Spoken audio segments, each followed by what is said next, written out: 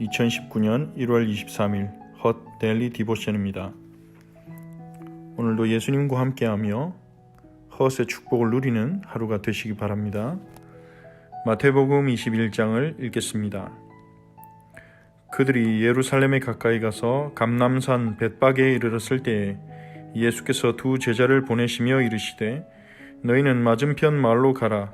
그리하면 곧 매인 나귀와 나귀 새끼가 함께 있는 것을 보리니 풀어 내게로 끌고 오라. 만일 누가 무슨 말을 하거든 주가 쓰시겠다 하라. 그리하면 즉시 보내리라 하시니 이는 선지자를 통하여 하신 말씀을 이루려 하심이라. 일렀으되 시온 딸에게 이르기를 내 왕이 내게 임하나니 그는 겸손하여 나귀 곧 멍에 매는 짐승의 새끼를 탔도다 하라 하였느니라. 제자들이 가서 예수께서 명하신 대로 하여 나귀와 나귀 새끼를 끌고 와서 자기들의 겉옷을 그 위에 얹음에 예수께서 그 위에 타시니 무리의 대다수는 그들의 겉옷을 길에 펴고 다른 이들은 나뭇가지를 베어 길에 펴고 앞에서 가고 뒤에서 따르는 무리가 소리 높여 이르되 호산나 다윗의 자손이여 찬송하리로다. 주의 이름으로 오시는 이여 가장 높은 곳에서 호산나 하더라. 예수께서 예루살렘에 들어가시니 온 성이 소동하여 이르되 이는 누구냐 하거늘 무리가 이르되 갈릴리 나사렛에서 나온 선지자 예수라 하니라.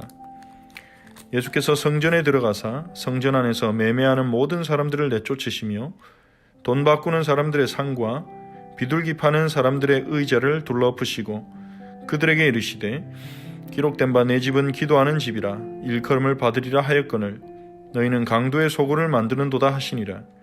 맹인과 저는 자들이 성전에서 예수께 나오매 고쳐주시니 대제사장들과 서기관들이 예수께서 하시는 이상한 일과 또 성전에서 소리질러 호산나 다윗의 자손이 하는 어린이들을 보고 노하여 예수께 말하되 그들이 하는 말을 듣느냐?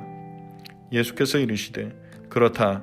어린 아기와 젖먹이들의 입에서 나오는 찬미를 온전하게 하셨느니나이다 함을 너희가 읽어본 일이 없느냐 하시고 그들을 떠나 성 밖으로 베다니에 가서 거기서 유하시니라. 이른 아침에 성으로 들어오실 때에 시장하신지라. 길가에서 한 무화과 나무를 보시고 그리로 가사 잎사귀밖에 아무것도 찾지 못하시고 나무에게 이르시되 이제부터 영원토록 내가 열매를 맺지 못하리라 하시니 무화과 나무가 곧 마른지라. 제자들이 보고 이상히 여겨 이르되 무화과 나무가 어찌하여 곧 말랐나이까? 예수께서 대답하여 이르시되 내가 진실로 너에게 이르노니 만일 너희가 믿음이 있고 의심하지 아니하면 이 무화과 나무에게 된 이런 일만 할 뿐 아니라 이 산더러 들려 바다에 던져지라 하여도 될 것이요 너희가 기도할 때에 무엇이든지 믿고 구하는 것은 다 받으리라 하시니라. 예수께서 성전에 들어가 가르치실세 대제사장들과 백성의 장로들이 나와 이르되 네가 무슨 권위로 이런 일을 하느냐? 또 누가 이 권위를 주었느냐? 예수께서 대답하시되 나도 한 말을 너에게 물으니 너희가 대답하면 나도 무슨 권위로 이런 일을 하는지 이르리라. 요한의 세례가 어디로부터 왔느냐? 하늘로부터냐 사람으로부터냐? 그들이 서로 의논하여 이르되 만일 하늘로부터라 하면 어찌하여 그를 믿지 아니하였느냐 할 것이요 만일 사람으로부터라 하면 모든 사람이 요한을 선지자로 여기니 백성이 무섭다 하여 예수께 대답하여 이르되 우리가 알지 못하노라 하니 예수께서 이르시되 나도 무슨 권위로 이런 일을 하는지 너에게 이르지 아니하리라. 그러나 너희 생각에는 어떠하냐? 어떤 사람에게 두 아들이 있는데 맏아들에게 가서 이르되 오늘 포도원에 가서 일하라 하니 대답하여 이르되 아버지 가겠나이다 하더니 가지 아니하고 둘째 아들에게 가서 또 그와 같이 말하니 대답하여 이르되 실소이다 하였다가 그 후에 뉘우치고 갔으니 그 둘 중에 누가 아버지의 뜻대로 하였느냐? 이르되 둘째 아들이니이다. 예수께서 그들에게 이르시되 내가 진실로 너에게 이르노니 세리와 창녀들이 너희보다 먼저 하나님의 나라에 들어가리라. 요한이 의의 도로 너희에게 왔거늘 너희는 그를 믿지 아니하였으되 세리와 창녀는 믿었으며 너희는 이것을 보고도 끝내 뉘우쳐 믿지 아니하였도다. 다른 한 비유를 들으라. 한 집 주인이 포도원을 만들어 산 울타리로 두르고 거기에 집자는 틀을 만들고 망대를 짓고 농부들에게 새로 주고 타국에 갔더니 열매 거둘 때가 가까우매 그 열매를 받으려고 자기 종들을 농부들에게 보내니 농부들이 종들을 잡아 하나는 심히 때리고 하나는 죽이고 하나는 돌로 쳤거늘 다시 다른 종들을 처음보다 많이 보내니 그들에게도 그렇게 하였는지라. 후에 자기 아들을 보내며 이르되 그들이 내 아들은 존대하리라 하였더니 농부들이 그 아들을 보고 서로 말하되 이는 상속자니 자 죽이고 그의 유산을 차지하자 하고 이에 잡아 포도원 밖으로 내쫓아 죽였느니라. 그러면 포도원 주인이 올 때에 그 농부들을 어떻게 하겠느냐? 그들이 말하되 그 악한 자들을 진멸하고 포도원은 제때에 열매를 바칠 만한 다른 농부들에게 새로 줄지니이다. 예수께서 이르시되 너희가 성경에 건축자들이 버린 돌이 모퉁이의 머릿돌이 되었나니 이것은 주로 말미암아 된 것이요 우리 눈에 기이하도다 함을 읽어본 일이 없느냐? 그러므로 내가 너에게 이르노니 하나님의 나라를 너희는 빼앗기고 그 나라의 열매 맺는 백성이 받으리라. 그 돌 위에 떨어지는 자는 깨지겠고 이 돌이 사람 위에 떨어지면 그를 가루로 만들어 흩으리라 하시니. 대제사장들과 바리새인들이 예수의 비유를 듣고 자기들을 가리켜 말씀하신 줄 알고 잡고자 하나 무리를 무서워하니 이는 그들이 예수를 선지자로 알미었더라. 아멘. 예수님께서 예루살렘에 입성하실 때 나귀를 타고 들어가셨습니다. 나귀를 구할 때 예수님이 제자들을 보내며 세밀하게 지시하셨습니다. 맞은편 마을로 가면 메인 나귀와 나귀 새끼가 함께 있는 것을 보리니 그 나귀를 끌고 와라. 누가 무슨 말을 하면 주가 쓰시겠다 하라. 그리하면 즉시 보내리라. 제자들이 예수님께서 명하신 대로 했더니 나귀 주인이 나귀를 보내줍니다. 그래서 예수님은 나귀를 탈고 들어가십니다. 예수님은 예루살렘에 입성하실 때 크고 강한 군마가 아니라 작고 낮은 나귀를 타고 들어가셨습니다. 그것은 이미 성경에도 예언되셨듯이 메시아는 겸손한 왕으로 힘으로 세계를 찍어 누르고 정복하는 왕이 아니라 겸손히 자기의 백성을 위하여 대신 고난받고 대신 순종의 길로 가셔서 세상에서 보기에는 겸손한 길이죠. 하지만 그것은 가장 강하고 가장 힘 있는 길입니다. 어떤 힘과 어떤 권세로도 꺾을 수 없는 죄와 사망과 사탄의 권세를 무너뜨리는 길이기 때문입니다. 그래서 예수님은 겸손한 왕으로 이 땅에 오셨습니다. 사람들은 그가 강한 줄 알지 못했습니다. 하지만 예수님께서는 가장 강한 우리의 대적들을 꺾으시고 우리의 문제를, 근본 문제를 해결하셨습니다. 그래서 예수님은 자기 자신을 겸손한 왕으로 칭하시며 구약에도 예수님을 나귀를 타고 입성하는 겸손한 왕으로 묘사하고 있는 것입니다. 예수님이 들어갈 때 많은 무리들이 큰 소리로 하나님을 찬양합니다. 하나님께 호산나 우리를 구하소서라고 부르죠. 다윗의 자손이라고 예수님을 찬송했습니다. 주의 이름으로 오시는 이로 고백했습니다. 많은 사람들이 예수님을 메시아로 고백하고 찬송한 것입니다. 예수님께서는 성전에 들어가셔서 성전에서 장사하는 자들의 상을 엎으셨습니다. 내 집은 기도하는 집이라 일컬음을 받으리라는데 너희는 강도의 소굴을 만들었도다 하시면서 그들이 장사하는 모든 상을 엎고 짐승들을 쫓아내고 사람들을 쫓아내셨죠. 이것은 장차 임할 예루살렘 성전에 대한 심판을 예고하는 사건입니다. 예루살렘 성전은 변질된 지 오래가 되었습니다. 하나님의 임재를 의미하는 성전, 하나님의 은혜를 구하는 죄인들이 회개하며 나와 하나님 앞에 언약을 붙잡고 제사를 드리며 하나님과의 관계를 회복하고 하나님께 사죄함을 얻고 용서함을 얻고 하나님의 은혜를 구하는 성전은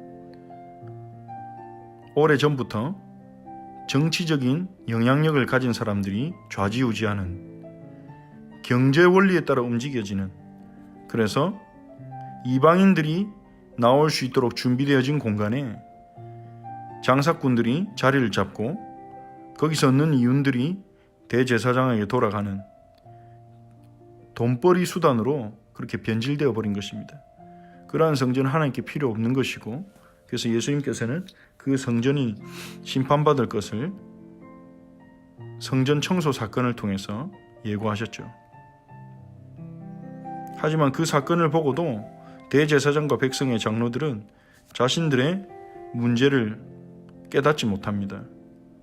예수님께서 말씀을 통해 여기는 하나님의 집인데 너희는 왜 강도의 소홀을 받았느냐 하셨지만 그들은 그 말에 귀를 기울이고 그 말씀 앞에서 회개하기보다는 당신이 무슨 권위로 네가 뭔데 이런 일을 하느냐, 그들은 예수님이 무슨 권위를 가지고 있는지 그걸 가지고 예수님에게 시비를 겁니다. 그래서 그들이 찾아오기 전에 예수님께서 제자들에게 한 사건을 보여주셨죠. 열매 맺지 못하는 무화과 나무를 보시고 저주하셨습니다. 이제 영원토록 네가 열매를 맺지 못하리라. 그렇게 저주하시자 무화과 나무가 마르는 사건이 있었죠. 제자들은 예수님이 왜 무화과 나무를 저주하시는지 묻기보다는 무화과 나무가 말랐다는, 예수님의 말씀이 떨어지자마자 무화과 나무가 말랐다는 것에만 집중합니다. 어떻게 무화과 나무가 말랐습니까? 묻죠. 그래서 예수님은 무화과 나무를 저주하신 이유는 말씀하시지 않으시고 너희가 정말 믿음이 있다면 이것보다 더한 일도 하게 될 것이다. 그렇게 말씀하시고 마십니다. 무화과 나무를 저주한 것은 하나님의 언약을 떠나 은혜를 떠나 공로의 원리에 빠져서 종교화되어버린 이스라엘, 성전조차도 정치로 경제로 변질되어버린 그 이스라엘 향해서 하나님께서 저주하시는 것을 의미하는 것입니다. 그들은 하나님의 많은 은혜와 축복을 받았지만 열매를 맺지 못했습니다. 하나님의 백성 제사장 나라로서 헷세드의 열매를 맺어서 다른 민족을 향한 축복의 통로가 되어야 되는데 그들은 축복의 통로가 될 수 있는 열매를 맺지 못했고 오히려 선민사상에 빠져서 이방인들을 꺼리고 저주하고 외면하고 차별하는 그런 이상한 사상에 갇히게 된 것입니다. 그래서 그러한 이스라엘은 하나님의 나라가 될 수 없는 것이죠. 그래서 하나님께서는 예수 그리스도를 통해 그를 따르는 제자들을 통해 예수님을 따르는 양들을 통해 새로운 이스라엘을 시작하시는 것입니다. 열매 맺는 하나님의 나라의 백성을 새롭게 세우시는 것입니다. 그리고 이스라엘의 백성들조차도 예수 그리스도를 통해서만 그 새로운 이스라엘의 새로운 하나님의 백성에 들어가게 될 것입니다. 어느 민족으로 태어났냐, 혈통이 무엇이냐가 중요한 것이 아니라 예수님을 구주로 믿는가, 그것이 하나님 나라에 들어가는 유일한 조건이 되는 것입니다. 그런 의미에서 무화과 나무를 저주하셨고 그 열매 없는 이스라엘의 모습을 다시 한번 대제사장과 장로들이 보여줍니다. 그들은 세례요한 역시도 하나님으로부터 왔는지 아니면 하나님이 아닌 사람으로 그냥 사람인지 예수님의 보내심을 받지 않은 사람인지 하나님 보낸 선지자인지 거기에 대해서 관심이 없었습니다.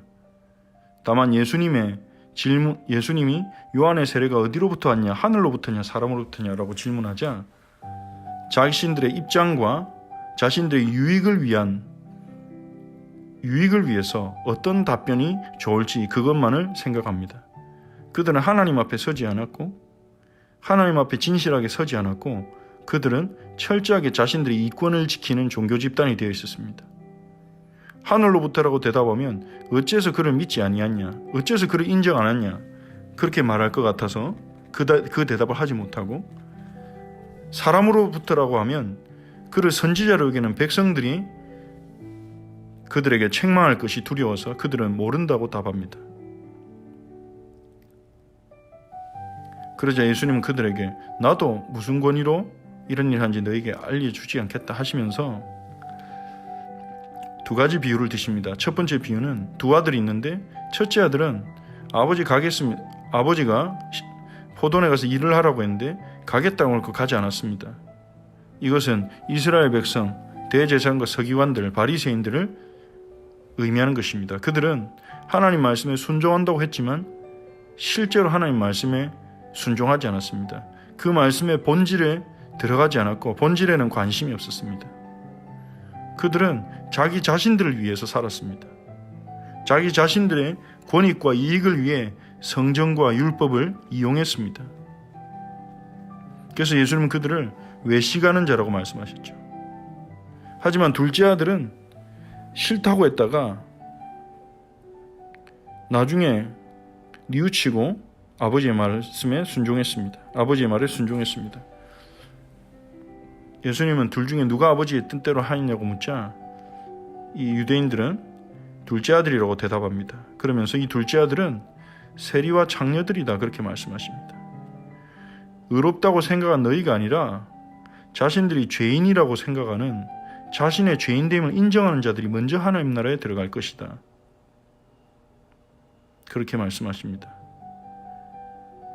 하나님이 우리에게 율법을 주신 이유는 그 율법의 본질과 그 율법의 참 의도를 우리가 알게 될 때 우리가 의롭지 못하다는 것을 알게 되고 우리 힘으로는 의롭게 될 수 없다는 것을 깨닫고 하나님의 은혜와 자비를 구하며 그가 보내시는 메시아를 의지하도록 율법이 주어졌는데 바리새인들은 그러한 하나님의 마음과 의도에는 관심이 없고 어떻게 하면 그 율법을 잘 조직해서 자신들에게 유익하게 할지, 자신들이 의롭게 보일지, 자신들이 하나님 앞에 공로를 주장할 것인가, 실제로는 하나님이 주신 말씀에 순종하지 않은 것입니다. 그래서 그들은 열매를 맺을 수 없었죠. 우리가 우리의 죄인됨을 인정하고 우리의 연약함을 인정하고 아버지의 은혜를 구하며 그가 보내주신 유일한 열매 맺는 길이요 생명의 길이신 예수 그리스도 우리가 믿음으로 붙잡을 때 그때 우리는 비로소 하나님이 주시는 열매를 맺게 될 것입니다. 또한 예수님은 포도원 농부 비유를 통해 포도원 주인이 농부들에게 세를 주고 갔는데 맡긴 열매를 거두기 위해서 종을 보냈는데 농부들이 종을 죽였고 아들조차도 죽였다고 말씀하십니다. 하나님께서 이스라엘 자기 백성을 택하시고 모든 민족에게 복을 전달하는 제사장 나라로 택하셨습니다. 그리고 세우셨습니다. 하지만 그들은 그 열매를 맺지 않았습니다. 하나님이 주신 특권을, 축복을 자신들만을 위한 특권으로 삼았습니다. 그저 하나님이 선지자들을 보내서 하나님의 종인 선지자들을 보내서 그것을 지적하고 하나님께로 돌아오라고 했지만 그들은 선지자를 핍박했습니다. 심지어 하나님의 아들이신 예수님이 오셔서 그들이 돌이키도록 책망하셨지만 그 아들조차도 죽일 것이라는 것입니다. 예수님을 십자가에 못 박아 죽일 것을 예수님 미리 아시고 그들에게 비유로 말씀하신 것이죠. 대제사장과 바리새인들은 예수님의 비유를 듣고 회개하기는커녕 자신들을 책망한다고 생각하고 듣기 싫어하고 분노하며 예수님을 잡으려고 하지만 예수님에게 호산나라고 외치며 예수님을 다윗의 후손으로 부르는 예수님을 선지자로 인정하는 그 무리들이 무서워서 예수님을 잡지 못합니다. 그들은 철저히 사람 앞에 선 게 아닌 하나님 앞에 선 것이 아니라 사람 앞에 선 자들이었습니다. 하나님 앞에서 인정받는 것보다 사람에게 인정받는 것이 그들에게 더 중요했던 것입니다.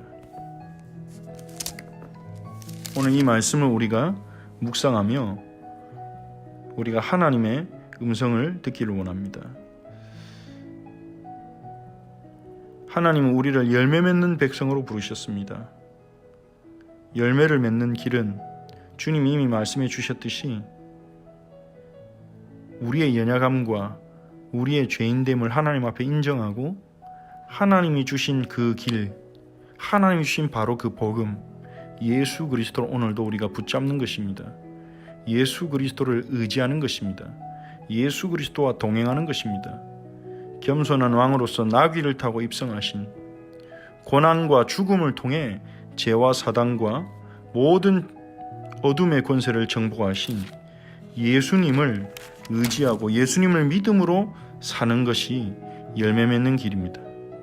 하지만 대제사장과 서기관들은 이스라엘의 지도자들은 자신의 연약함을 인정하지 않고 자신들의 그 거짓된 의와 자신들의 힘으로 쌓아놓은 자신들의 그 의를 주장하며 하나님의 아들을 거부하고 예수 그리스도를 거부하고 하나님이 보내주신 그 복음을 거부함으로 하나님을 거절한 것입니다. 오늘 하나님이 우리에게 주신 유일한 해답 대신 예수 그리스도를 믿음으로 붙잡고 그분만을 의지하며 그분께 나아가는 오늘 하루가 되기를 바랍니다. 주일에 주신 말씀을 다시 한번 생각하며 또한 우리 기도합시다. 하나님께서는 야곱을 통해 요셉에게 예언하셨습니다. 요셉은 무성한 가지, 샘 곁에 있는 가지, 담장을 넘는 가지가 될 것이라고 하셨습니다. 우리는 그리스도 안에서 무성한 열매를 맺게 될 것입니다. 우리의 샘 근원이신 그리스도가 우리와 함께 계시기에 무성한 열매를 맺게 될 것입니다. 우리가 맺는 그 은혜의 열매, 사랑의 열매, 성령의 열매는 우리의 담장을 넘어가서 우리의 이웃들, 동료들에게 복음의 선한 영향력을 끼치게 될 것입니다. 그들 앞에 우리는 그리스도의 증인이 될 것입니다. 그것을 놓고 기도합시다. 하나님, 우리에게 오늘도 성령의 열매를 맺게 하사 무성한 열매를 맺게 하사 주님을 더욱 닮아가게 하시고 우리에게 주신 은혜와 사랑이 우리 안에 넘쳐 흘러서 우리의 담장을 넘어서 우리의 동료들에게 복음을 알지 못하는 우리의 이웃들에게 그 사랑이 전달되어서 그들에게 그리스도를 증거할 수 있는 문을 주님께서 열어주옵소서. 우리 함께 기도합시다. 또한 오늘 우리 헤세드 유니티가 정말 성령 충만한 가운데 우리 안에 계신 그리스도를 체험하고 기쁨의 예배, 삶의 예배를 회복하며 선한 목자 되신 예수님을 온전히 따라가는 하루가 되고 그리고 2019년에 헛철치의 성벽을 하나님이 쌓아주시되 하나님 우리의 성벽이 되시고 모든 성도가 기도와 말씀과 기도의 성벽을 함께 쌓아가도록 하나님 오늘 은혜를 모든 지체들 허락해 달라고 우리 함께 기도합시다. 하나님께 감사를 드립니다. 하나님, 오늘 마태복음 21장을 읽었습니다. 하나님, 우리의 눈을 여사 하나님, 우리가 열매 맺지 못하는 자가 아니요 그리스도 안에서 열매 맺도록 우리를 부르셨음을 우리가 알게 하시고 믿음으로 하나님 앞에 서게 하옵소서. 사람을 두려워하고 사람 앞에 서는 자가 아니라 내 이권과 이익을 지키기 위해서 하나님의 역사를 보지 못하는 자가 아니라 우리의 죄인됨을 알고 우리의 연약함을 알고 하나님이 주신 길이요 진리요 생명 되신 예수님만을 의지하는 저희가 되게 하옵소서. 예수님을 믿는 믿음으로 살아가는 저희가 되게 하옵소서. 예수님을 믿는 믿음으로 살아가도록 은혜를 주옵소서. 우리가 무성한 가지, 샘 곁의 가지, 담장을 넘어가는 가지가 되도록 그리스도 안에서 우리를 축복하신 줄 믿습니다.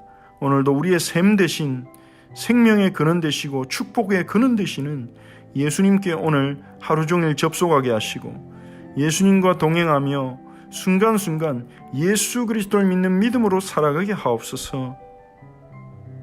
내가 가진 것, 내 능력, 내 배경을 의지하는 것이 아니라 예수 그리스도, 우리를 구원하시고 성령으로 위해 함께 하시는 예수님을 믿는 믿음으로 살아가며 하나님의 기쁨이 되는 하루를 살게 하옵소서.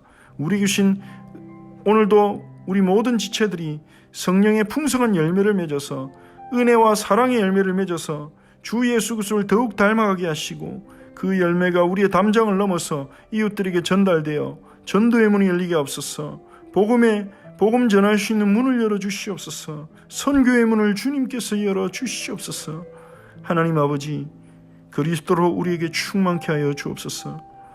우리 헛철치의 모든 지체들 오늘도 성령 충만하게 하시고 우리 안에 계신 그리스도를 체험하게 하시고 문제가 올 때, 힘든 일이 있을 때 그리스도를 더욱 체험하도록 하나님이 은혜를 베풀어 주시옵소서. 기쁨의 예배, 삶의 예배를 회복하게 하옵소서. 우리의 선한 목자 되신 예수님을 온전히 따르는 하루가 되게 하시고 주님 우리의 성벽이 되사 우리 헛철치를 굳건하게 강건하게 하나님 세워주시고 지켜주시옵소서. 모든 지체들 오늘도 말씀과 기도 속에서 우리 헛철치를, 헛공동체를 견고히 함께 세워나가도록 은혜를 주옵소서. 오늘 하루도 주님께서 함께하여 주시옵소서. 예수님의 이름으로 기도합니다. 아멘. 주기도문으로 기도합니다. 하늘에 계신 우리 아버지여, 이름이 거룩히 여김을 받으시오며 나라가 임하옵시며 뜻이 하늘에서 이루어진 것 같이 땅에서도 이루어지이다. 오늘 우리에게 일용할 양식을 주시옵고 우리가 우리에게 죄진 자를 사하여 준 것 같이 우리 죄를 사하여 주시옵고 우리를 시험에 들게 하지 마시옵고 다만 악에서 구하시옵소서. 나라와 권세와 영광이 아버지께 영원히 있사옵나이다. 아멘.